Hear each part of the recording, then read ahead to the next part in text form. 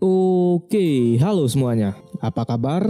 Cuk, lur, ler, bro, sis, widih. Gimana nih puasanya lancar ya cuk ya? So, jadi kali ini Mimin bakalan merangkum Donghua series, yaitu Martial Master. Status dari Donghua ini masih ongoing, tapi episodenya udah banyak ya cuk ya. Udah 100 lebih. Kita bakal maraton tipis-tipis lah ya. Menceritakan seorang master seni bela diri, yaitu Qin Chen. Dia dihianati oleh sahabat dan kekasihnya sendiri, sampai ia terjatuh di suatu tempat yang bernama Dead Canyon. Hal itu memicu kekuatan pedang kuno yang misterius. 300 tahun kemudian, di daerah terpencil seorang bocah laki-laki yang bernama sama secara tidak sengaja mewarisi ingatan dari Qin Chen. Dan disinilah awal mula perjalanannya di dunia seni bela diri lagi. Oke, sebelum kita mulai jangan lupa untuk di subscribe dulu ya cuy ya. Bantu channel Aniki Movie mencapai 100.000 subscriber. Widih. Oke, gak usah berlama-lama lagi. Siapkan kopi, luruskan kaki. Hormati gurumu, sayangi temanmu. Itulah tandanya kita masuk ke intro. Let's go.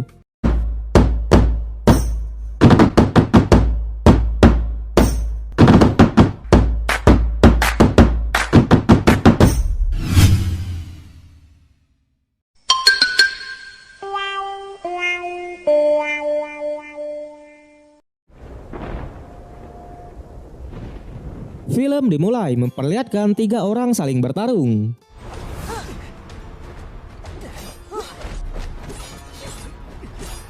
Dia bernama Shao Yu, dan yang cewek kita sebut saja Mawar. Dan inilah MC atau pemeran utama kita yang bernama Qin Chen. So, Qin Chen ini adalah seorang ahli bela diri. Dia telah menguasai beberapa teknik, yaitu rank 9 God Alchemist, rank 8 God Bloodline, dan rank 8 Martial God. Jadi Shao Yu ini adalah sahabat dari Qin Chen, dan Mawar ini adalah pacarnya Qin Chen. Dia dihianati. Ternyata selama ini Qin Chen hanya dimanfaatkan, karena memang kedua pasangan ini ingin membangun kekaisaran Tianyuan dan berniat untuk membunuhnya. Di sana Shao Yu menyadari kalau Qin Chen menyimpan artefak pedang kuno yang ia dapat di daerah terlarang sebelumnya. Namun jelas Qin Chen tak mau memberikannya dan melemparkan artefak pedang itu ke atas.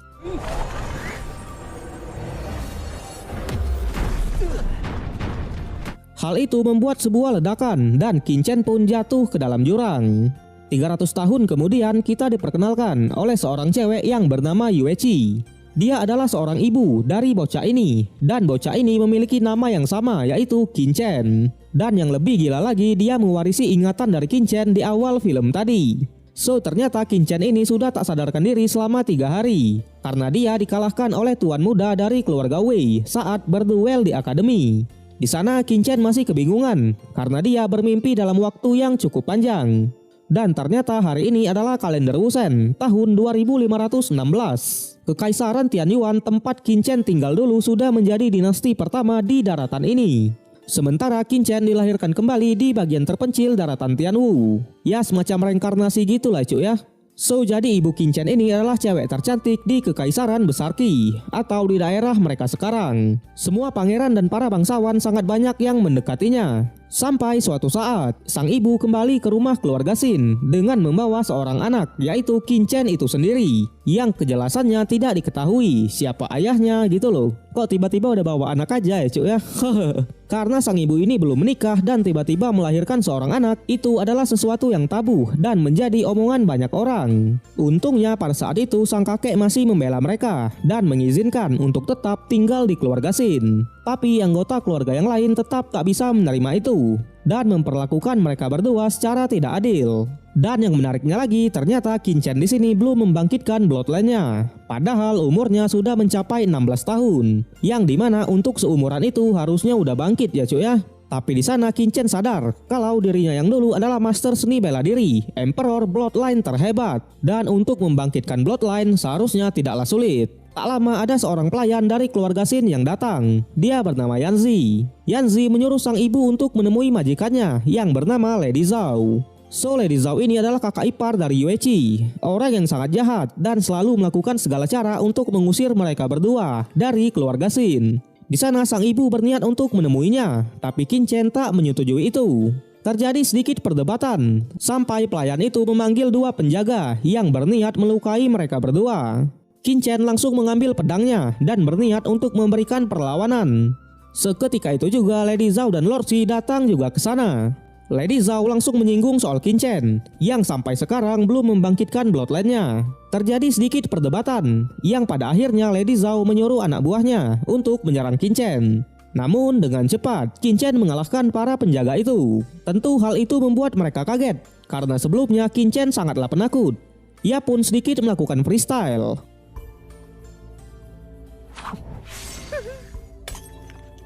Dan seperti itulah nasib orang yang ingin menyentuh sang ibu. Widih. Di sana Lady Zhao memanggil Shin Yong, seorang master dengan tingkat kekuatan Earth level dari keluarga Shin. Terjadi pertarungan.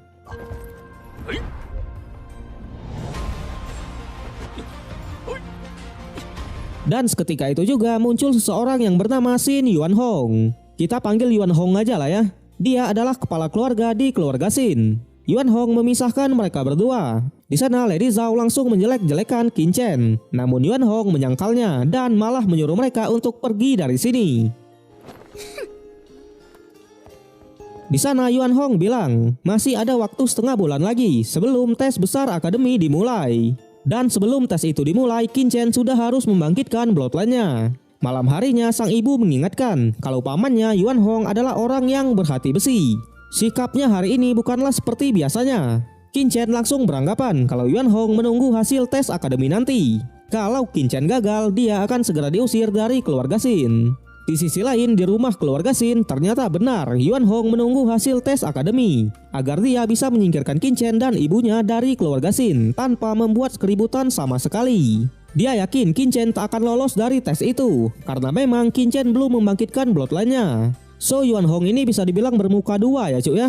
Keesokan harinya mengingat semua yang terjadi, Qin Chen semakin bertekad untuk menjadi lebih kuat. Karena sebelumnya Qin Chen ini adalah seorang master seni bela diri. Dia sangat mengetahui tentang apa yang terjadi dengan tubuhnya. Sampai-sampai belum bisa membangkitkan bloodline-nya. Dia juga menyadari dengan tubuhnya yang sekarang dia tidak akan bisa berlatih Nine Star Scroll of God Emperor atau sebuah gulungan teknik kuno yang ia dapat di daerah terlarang dulu. Singkat cerita, ia menemukan jalan keluarnya. Qin Chen berniat untuk menghancurkan meridiannya sendiri dan membangun ulang meridiannya. So meridian itu adalah arus energi di dalam tubuh ya cuy ya.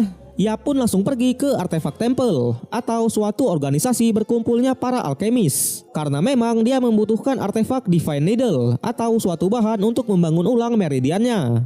Sesampainya di sana dia langsung menanyakan tentang bahan yang ia cari. Tapi pelayannya tidak mengetahui soal bahan itu. Qin Chen pun menuliskannya di suatu kertas. Tapi seketika itu juga ada saudaranya yang datang. Dia bernama Qin Fan. So Qin Fan ini adalah anak dari Lady Zhao tadi ya cuy ya. Dan seorang cewek yang bernama Ling San. Di sana Qin Fan langsung menyinggung Qin Shen karena belum membangkitkan bloodline-nya. Ia juga melihat bahan-bahan yang dibutuhkan oleh Qin Chen. Ternyata Qin Chen mencari batu obsidian yang dimana batu itu sangatlah mahal. Karena dia memiliki batu itu, ia pun memamerkannya kepada semua orang yang ada di sana. Ternyata tujuan Qin Fan untuk meminta seorang refiner membuatkan senjata untuknya dengan menggunakan batu obsidian itu.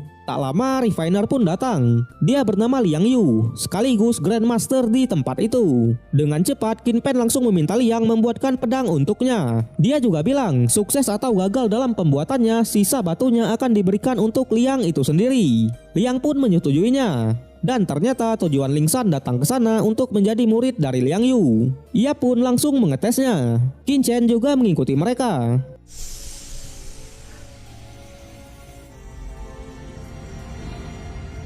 Melihat kekuatan Ling San yang sudah membangkitkan bloodline rank 3 dengan elemen es, Liang pun akhirnya menerimanya untuk menjadi muridnya. Di sana Qin Chen mengetahui kalau di tubuh Liang ada racun dan sebentar lagi dia akan meninggal. Dia juga bilang hanya dialah yang bisa menyembuhkannya.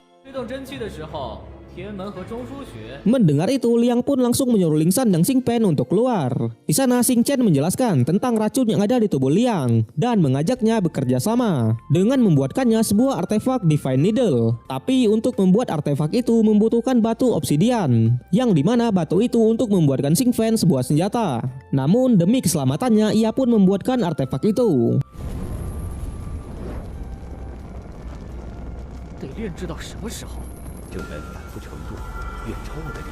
Melihat Qin Chen menggambar pola rune yang sangat rapi, ia sedikit kaget. Singkat cerita, artefak Divine Needle pun jadi. Dengan itu, Qin Chen juga menyebutkan bahan-bahan agar racun di tubuhnya bisa menghilang. Di sana, Liang menyadari kalau Qin Chen bukanlah orang biasa. Di luar, Qin Fen langsung marah-marah karena menurutnya Qin Chen telah menyinggung Grandmaster Liang dan mau menghajar Qin Chen. Tapi untungnya Liang langsung datang dan mengingatkan peraturan di tempat itu, yaitu tak boleh melakukan pertarungan dan menyuruh Xing Fen untuk pergi.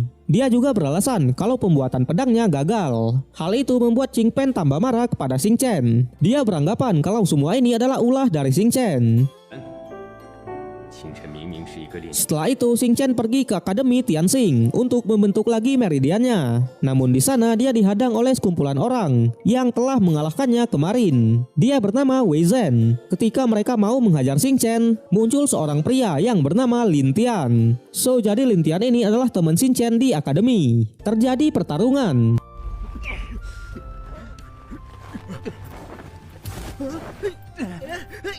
Karena musuh terlalu banyak, Lin Tian pun berhasil disudutkan. Melihat itu, Xing Chen pun akhirnya turun tangan. Dengan cepat ia mengalahkan mereka semua.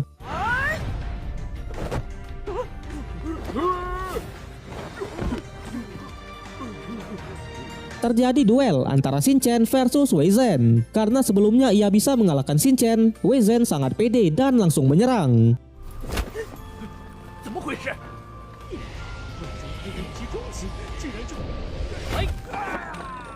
Tapi jelas, dengan mudah Xing Chen mengalahkannya. Semua juga tampak kaget melihat Xing Chen yang sudah sangat kuat. Di sana Lin Tian mengingatkan, karena Xing Chen telah mengajar Wei Zhen, kakaknya yang bernama Wei Chen tak akan tinggal diam. Wei Chen ini sudah berada di tingkat human level tahap akhir. Tapi Xing Chen tetap santai dan masuk ke dalam akademi untuk membentuk meridiannya. Sementara Lin Tian menunggu di luar. Terlihat di sana Xing Chen berniat untuk membuka 12 meridian. Dengan itu dia bisa mengembalikan kekuatannya yang dulu.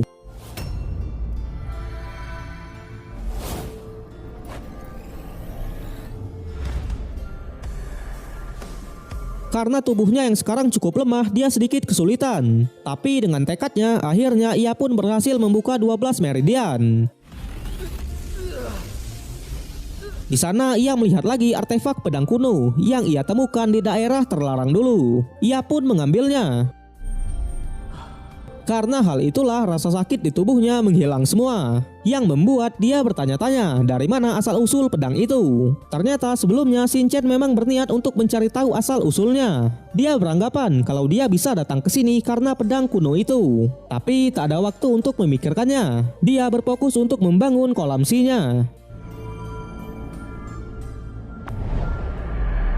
Singkat cerita, Xing Chen pun berhasil membangun kolam Xi-nya dan sudah mencapai tingkat human level tahap menengah. Ternyata 8 jam sudah berlalu. Di sana Xing Chen menyadari kalau ada seseorang yang mengikutinya. Dan ternyata orang itu adalah suruhan dari Wei Zhen. Lin Tian juga dibawa oleh mereka.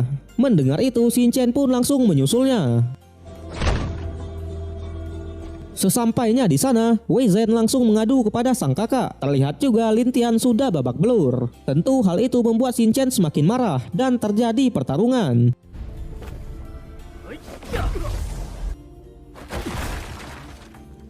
Xing Chen yang baru saja mencapai tingkat human level tahap menengah versus Wei Chen yang sudah mencapai human level tahap akhir.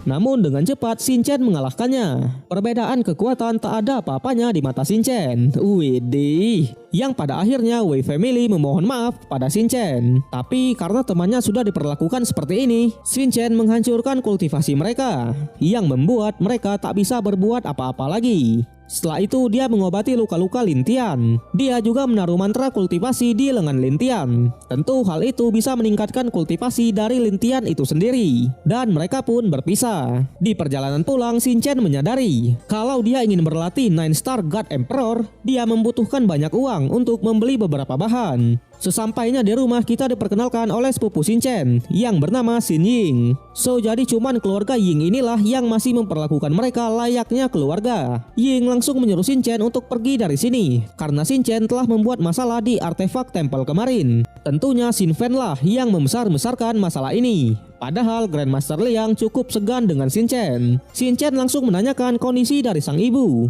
Ying bilang kalau sang ibu aman. Tapi seketika itu juga, para penjaga muncul dan membawa Shin-chan masuk ke dalam. Di dalam terlihat para tetua keluarga sudah berkumpul. Dan inilah ayah dari Ying di luar tadi. Dia bernama Shin Yuanzi. Yang mereka tahu adalah Shin-chan menyinggung Grandmaster Liang. Dan karena Lady Zhao memang tidak menyukai mereka, dia langsung meminta agar Shin-chan dan ibunya diusir dari keluarga. Tak lama Shin-chan pun datang. Dia langsung mengatakan kalau tidak terjadi apa-apa antara dia dan Grandmaster Liang. Di sana Shin Fan langsung menjelaskan semua yang terjadi. Lady Zhao juga langsung mengusulkan untuk mengusir mereka berdua. Shin Yuanzi mencoba menenangkan dan membela Shin-chan. Tapi di sana Shin-chan sendirilah yang memutuskan untuk meninggalkan keluarga Shin. Karena memang selama ini dia dan ibunya tak dianggap di keluarga itu. Sang ibu pun juga menyetujui keputusan dari Shin-chan. Dan dengan ini mereka keluar dari keluarga Shin.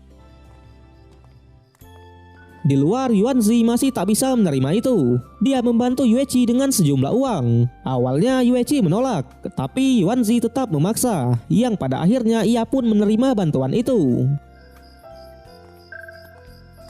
Keesokan harinya mereka langsung mencari tempat tinggal. Tapi karena harga rumah di kota sangat mahal, mereka hanya bisa membeli rumah yang seadanya. Sesampainya di sana mereka langsung membersihkan rumah itu. Tak lama Shin-chan meminta uang untuk membeli beberapa obat agar dia bisa meningkatkan kultivasinya. Di kota ternyata Shin-chan tidak membeli obat itu. Dia malah membeli bahan-bahannya dan ingin membuatnya sendiri. Karena memang dengan cara ini mereka bisa menghemat.